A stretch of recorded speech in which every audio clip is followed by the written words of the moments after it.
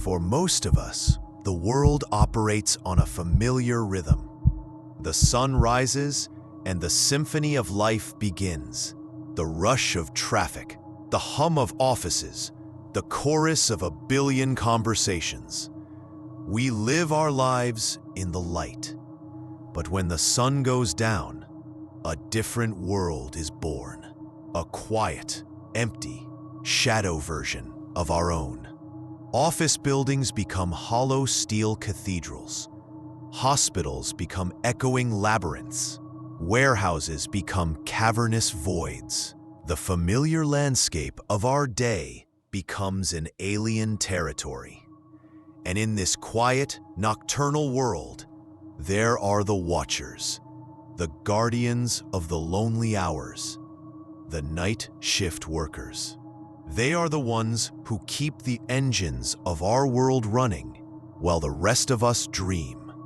They are alone with the flicker of the fluorescent lights, the hum of the machinery, and the profound, heavy silence.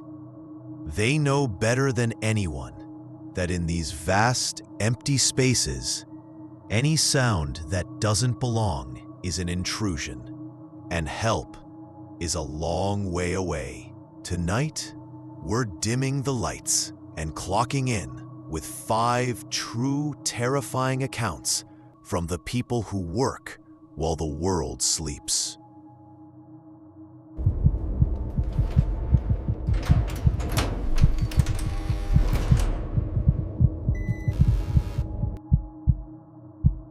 Hospitals at night are inherently unsettling places.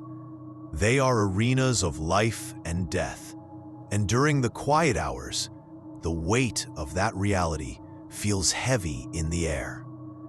Our first story comes from a young man named Leo. During his first month as a night security guard at an old, sprawling city hospital, Leo's job was mostly routine.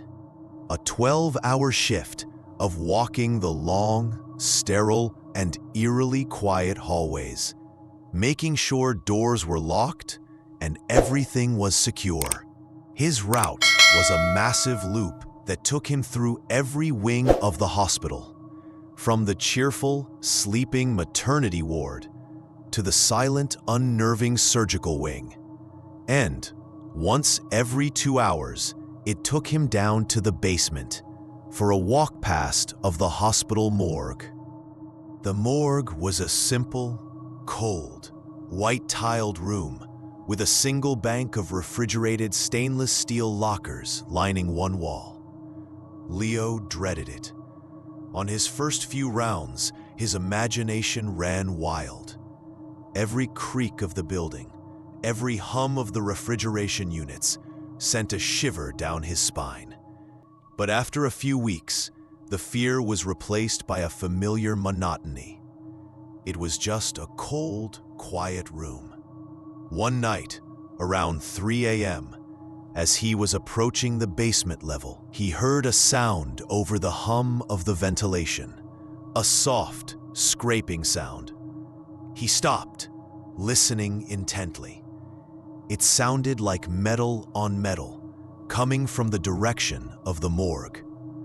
He cautiously proceeded, his hand resting on his heavy flashlight.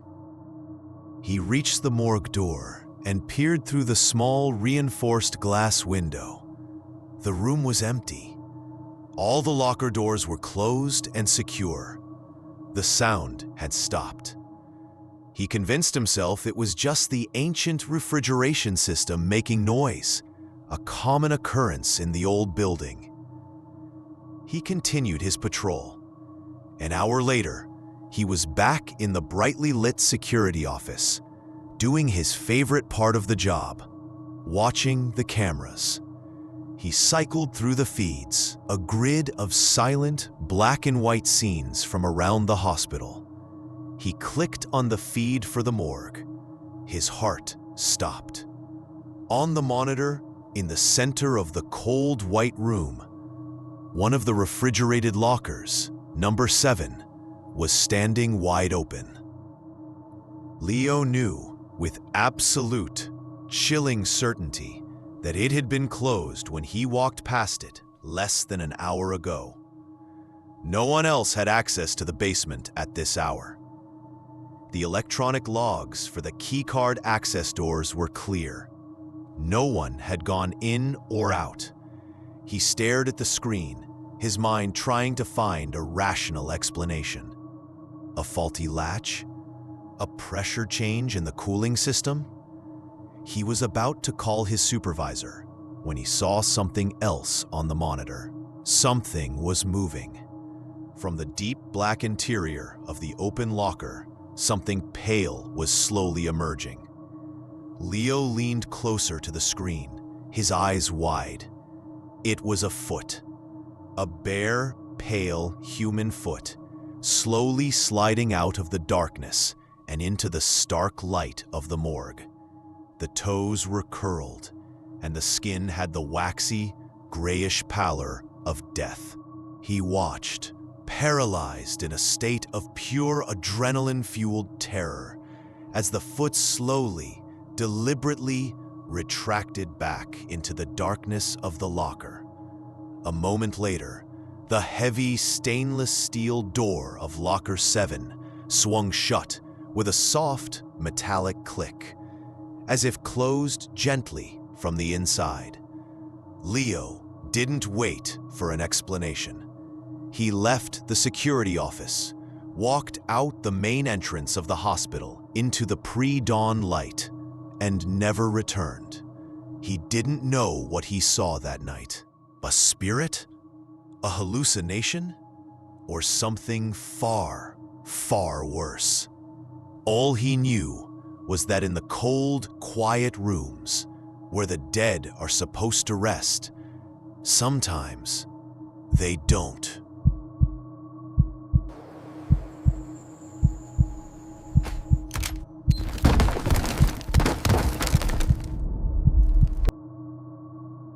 Our next story takes us to a different kind of modern cathedral, a massive 1 million square foot automated distribution warehouse. These facilities are marvels of engineering, cities unto themselves, where hundreds of robotic arms and miles of conveyor belts operate in a complex 24/7 ballet. During the day, the warehouse is filled with hundreds of workers. But at night, it is almost entirely empty, run by a skeleton crew of technicians who watch over the machines from quiet control rooms. This account comes from one such technician, a woman named Chloe. Chloe's job was to sit in a glass-walled booth, overlooking a vast section of the warehouse, monitoring a bank of screens that showed camera feeds and system diagnostics. Her only companions were the rhythmic hum of the servers and the endless, clanking symphony of the machines below. She was, for all intents and purposes, utterly alone. The anomalies started subtly. On a security camera, the cardboard box would fall from a high shelf in a section where no robots or people were currently active. She'd log it as a vibration issue. A few nights later, she'd see a flicker of movement on a camera at the far end of an aisle, a quick, darting shadow that was gone before she could get a good look. She blamed it on a faulty camera sensor, but the feeling of being watched, even in her isolated booth, began to grow. The warehouse, once a place of mechanical predictability, started to feel unpredictable, malevolent. One night, a piercing metallic shriek echoed through the cavernous space, so loud it cut through the din of the machinery. Simultaneously, a blaring alarm lit up Chloe's console. System alert, critical obstruction fault, Sector Gamma 7. Her heart pounding. She grabbed a hard hat and a flashlight and went down to the main floor to investigate. Sector Gamma 7 was a dimly lit, remote corner of the warehouse. As she approached, she saw the source of the problem. A massive, 6-axis robotic arm, one that should have been dormant on standby, was frozen in a position it should not have been able to achieve. Its powerful hydraulic limbs were twisted at an impossible, grotesque angle. In its heavy, 3-pronged metal claw, it was clutching a single, crushed cardboard box. It had, it seemed, activated on its own, grabbed a box, and then contorted itself until its own joints and gears had seized and shattered. It looked like a giant metal animal caught in a trap. As Chloe stared at the bizarre, silent tableau, she heard a soft whirring sound from down the aisle. She turned her flashlight in that direction. About 100 feet away, another robotic arm, a twin to the one that had destroyed itself, was supposed to be in sleep mode. But it was not. It was active, and it was moving. Slowly, silently, its main articulated arm was rotating. It was turning to face her. Its optical sensor, a small red laser used for scanning barcodes, was pointed directly at her chest. It wasn't scanning, it was watching. In that moment, Chloe was overcome with a terrifying, illogical certainty. The machines were aware. The arm that had destroyed itself hadn't malfunctioned. It had been a distraction. And the one now staring at her in the silent, empty warehouse was the predator. She didn't wait to see what it would do next. She backed away slowly, never taking her eyes off the glowing red sensor, until she was back in the main, well-lit concourse. She went back to her booth, filed a report about a massive system malfunction, and put in for a transfer to the day shift the very next morning. She never went back to the night shift, unable to shake the feeling that in the quiet hours, the machines that served humanity had a life and a mind all their own.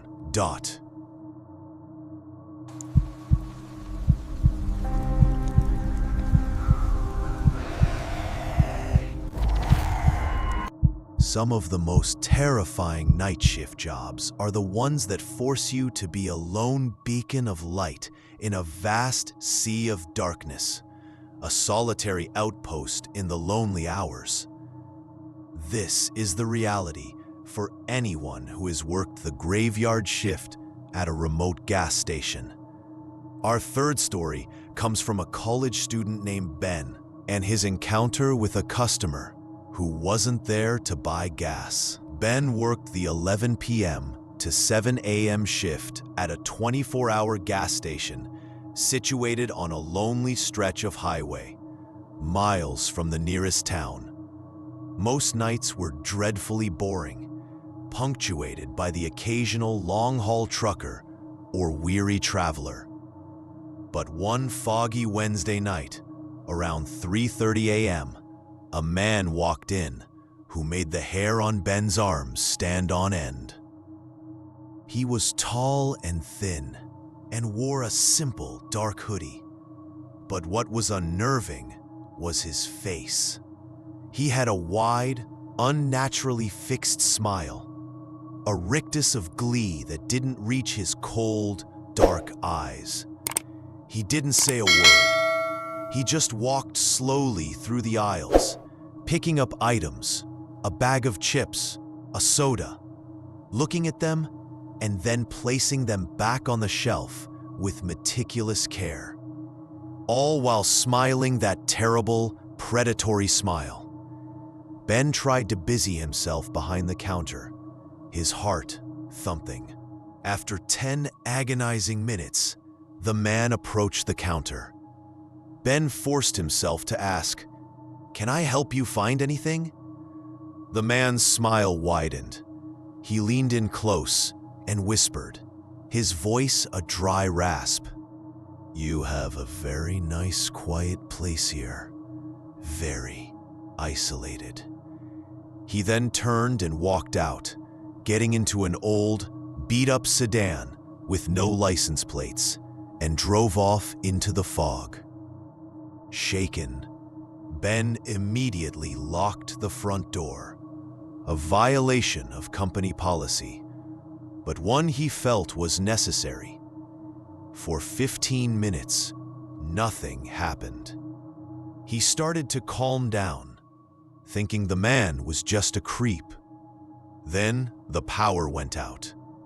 The entire station was plunged into absolute, terrifying darkness, the only light coming from the faint emergency lamp behind the counter. And in that sudden, deafening silence, Ben heard a sound that made his blood run cold. The ding-dong of the front door chime. It was impossible. The door was locked.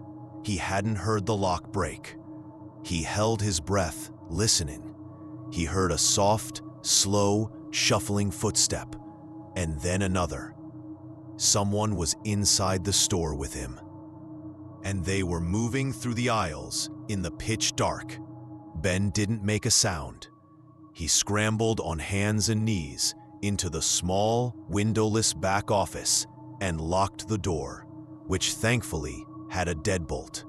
He fumbled for his cell phone, his hands shaking so badly he could barely unlock it. He dialed 911, whispering his location and what was happening to the operator. As he was on the phone, he heard the shuffling stop right outside the office door.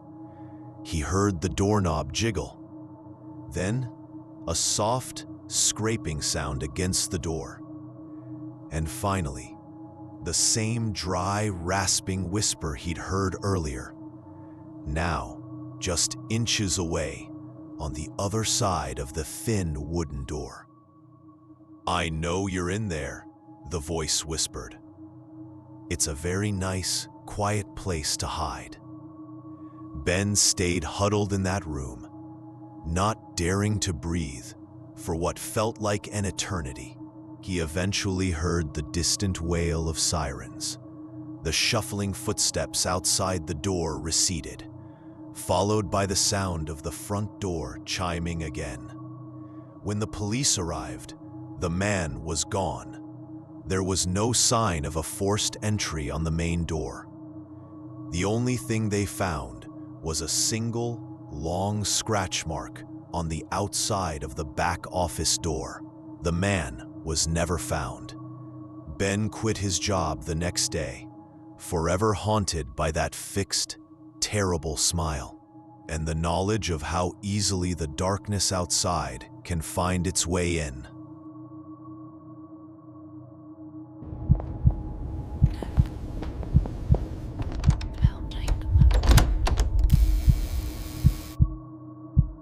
Hotels are transient places, temporary homes for hundreds of strangers every night.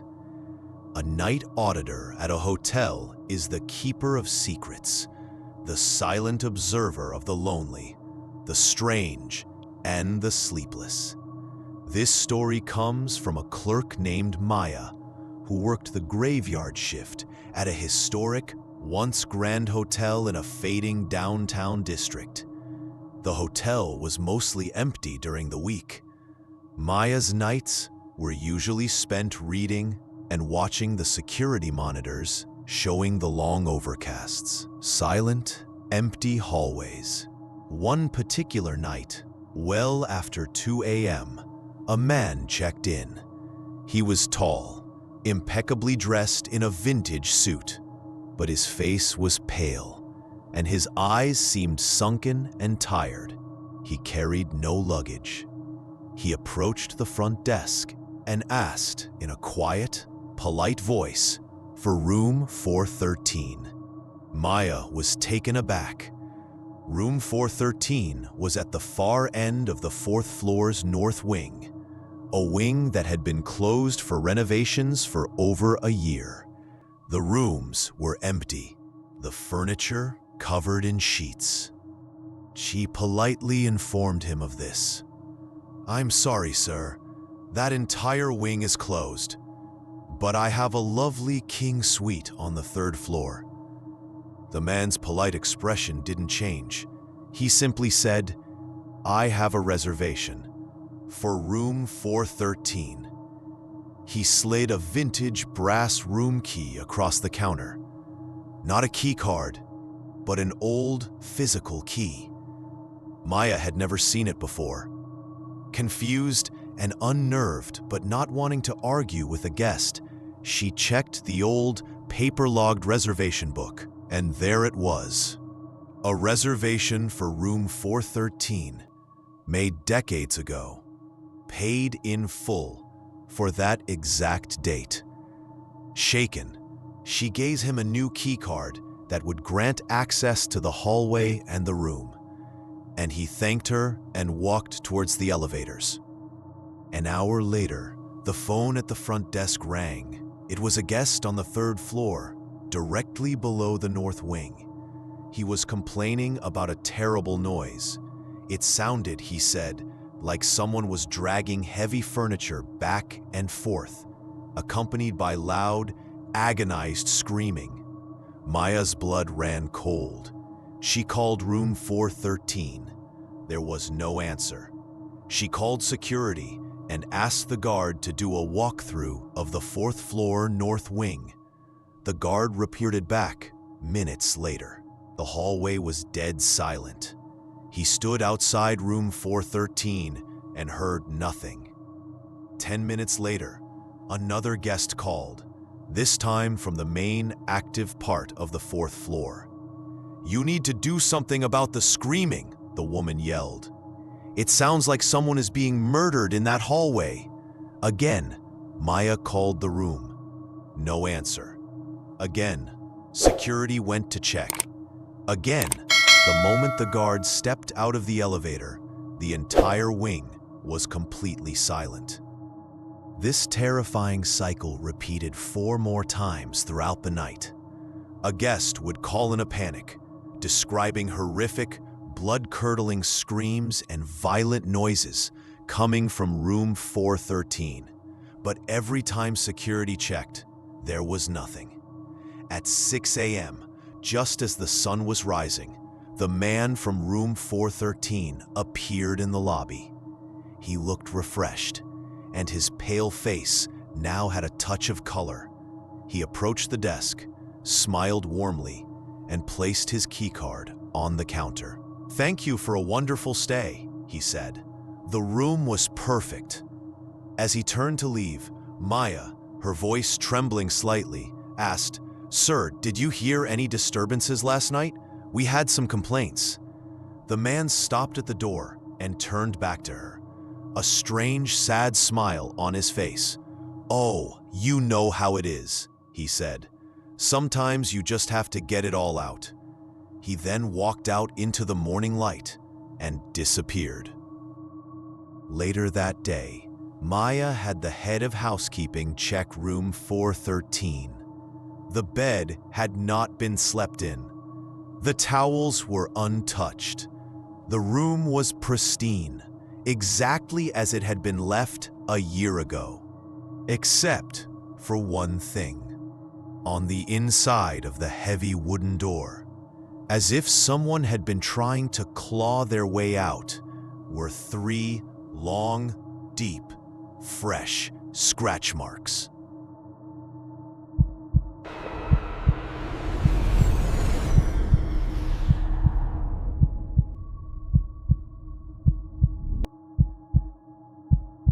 Our final story comes from a place where humans are the outsiders, a world governed by primal instinct.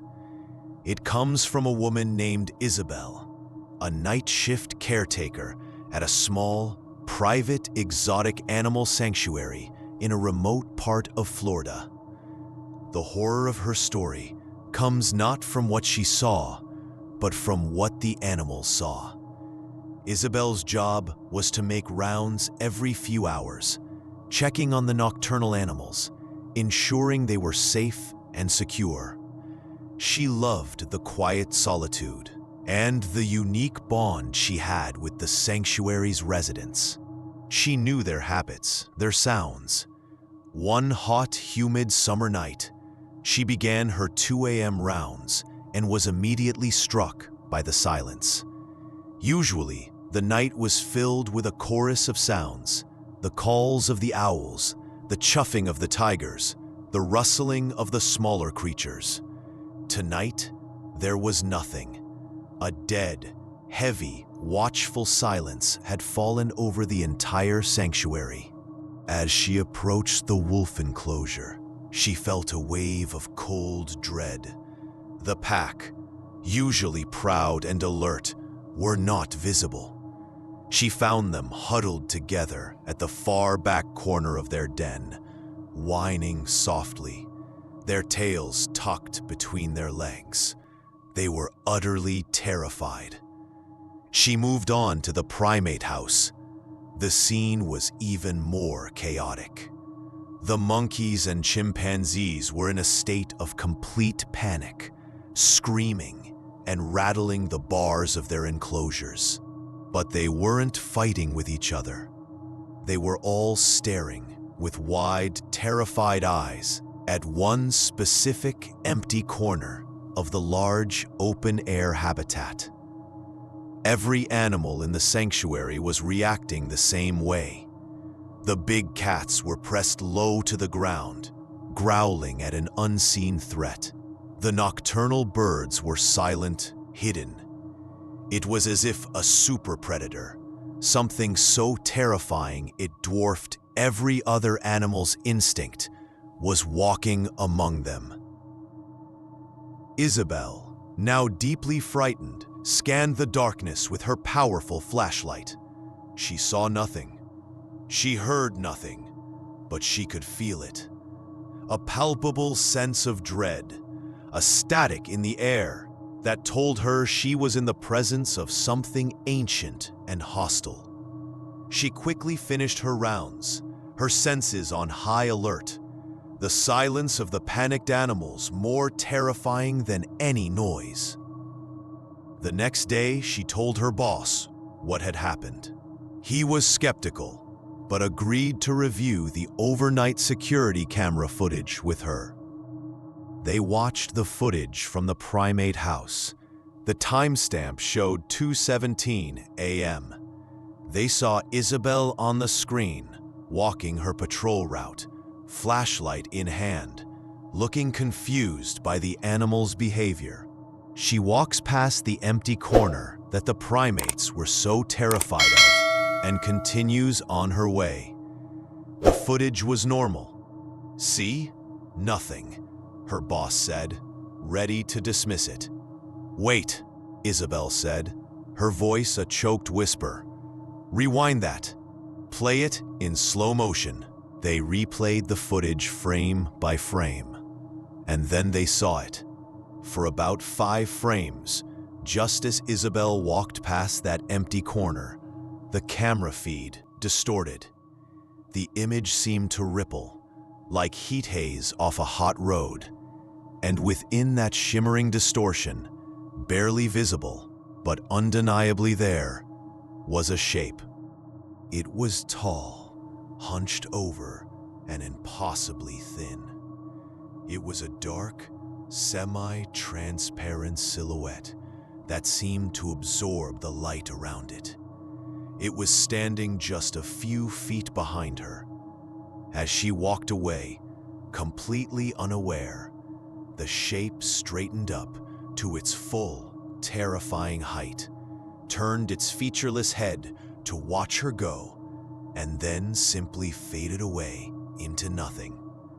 Isabel stared at the screen, the blood draining from her face. She had been inches away from an entity that was completely invisible to the human eye, but so terrifyingly real that every animal in the sanctuary had been driven into a silent, screaming panic. She had been walking alongside a true, unknown predator, a ghost in the jungle of the night. The morgue that doesn't rest.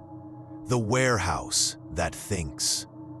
The customer who isn't a customer. The guest who isn't a guest. And the predator that cannot be seen. 5 true stories from the lonely hours, all sharing one chilling truth. When the sun goes down and the world goes quiet, you are never, ever truly alone. What is the creepiest or most unexplainable thing you've ever experienced while working late at night? We want to hear your true night shift story in the comments below. And if you appreciate these deep dives into real-life horror, please show your support by liking this video and subscribing to the channel for more content that explores the darkness. Thank you for clocking in. Prince of Darkness.